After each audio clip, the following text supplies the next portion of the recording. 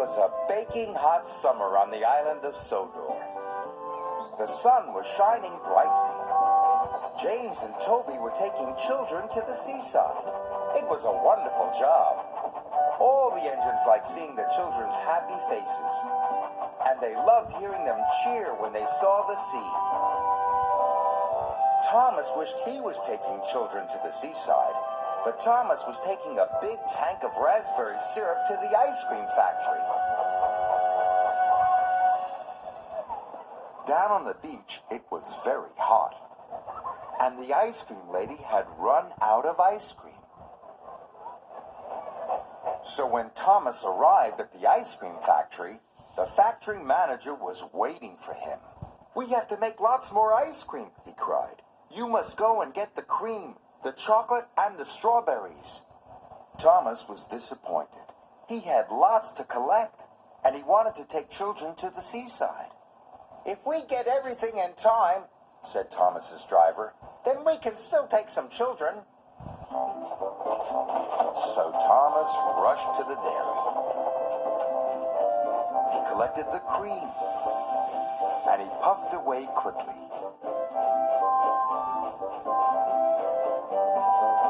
Next, Thomas had to collect some strawberries, so he raced through the countryside to Farmer McColl's. Then Thomas had to stop for James. "Out of the way," snorted James. "Passenger train coming through." James's carriages were full of laughing children. They were going to the seaside. "Why does James get to take the children?" moaned Thomas. At last, the crossing was clear, and Thomas puffed away.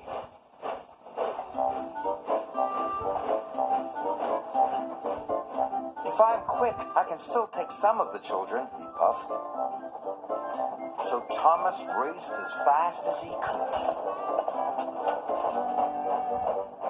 Soon, Thomas arrived at Farmer McColl's. "Please be quick," Thomas panted. The farm workers loaded his freight car. Before long, it was filled with plump, ripe strawberries. "Thank you," Thomas chuffed, and he raced away. Next, he had to go to the chocolate factory. Thomas hurried through the baking sun. "I've still got time to take some children to the seaside," he panted. Thomas puffed faster and faster. His wheels clattered and his pistons pumped. But he puffed so fast the signalman didn't change the points in time. Thomas raced down the wrong track. "Bother," cried Thomas. Thomas had to reverse slowly and carefully back to the points. Then he had to wait while Toby went past. Toby was taking more children to the seaside. They were having a wonderful time. "Everyone gets to take the children except me," moaned Thomas. At last, the signalman changed the points. Thomas reversed back onto the track. And soon he was on his way once again.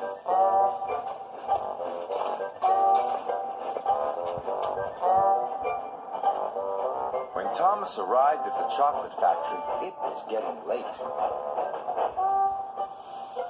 "Hurry up," cried Thomas. "If I'm quick, I might still get to take some children." The workmen loaded Thomas's freight car as fast as they could.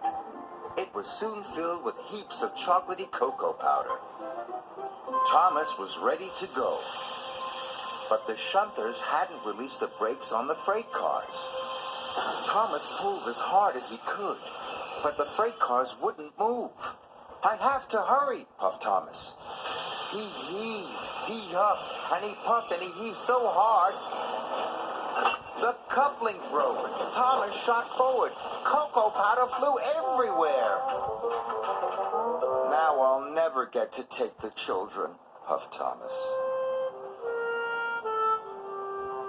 After a long time, Thomas's freight cars were ready. The yard manager had released the brakes, and Thomas shoved carefully out of the yard.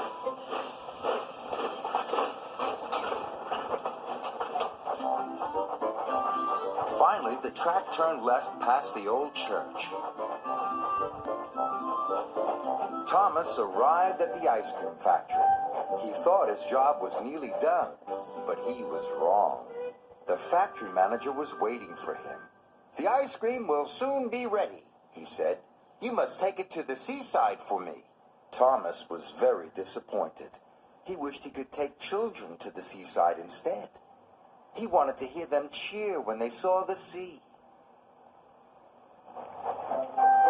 Thomas puffed along the coast to the seaside.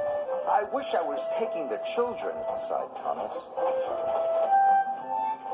Percy was waiting at the seaside station, and so were lots of children. They all cheered as Thomas pulled into the station. Thomas was surprised. "Why are the children cheering?" puffed Thomas. "They're cheering for you," laughed Percy. "They've been waiting for the ice cream." The children were delighted to see Thomas and delighted to eat the ice cream. Thomas loved seeing the children laugh and cheer. Sir Topham Hatt was waiting with the children. "Today you have worked extra hard," said Sir Topham Hatt. "You are a really useful engine." "Delivering ice cream is a fun job after all," puffed Thomas. He was very happy.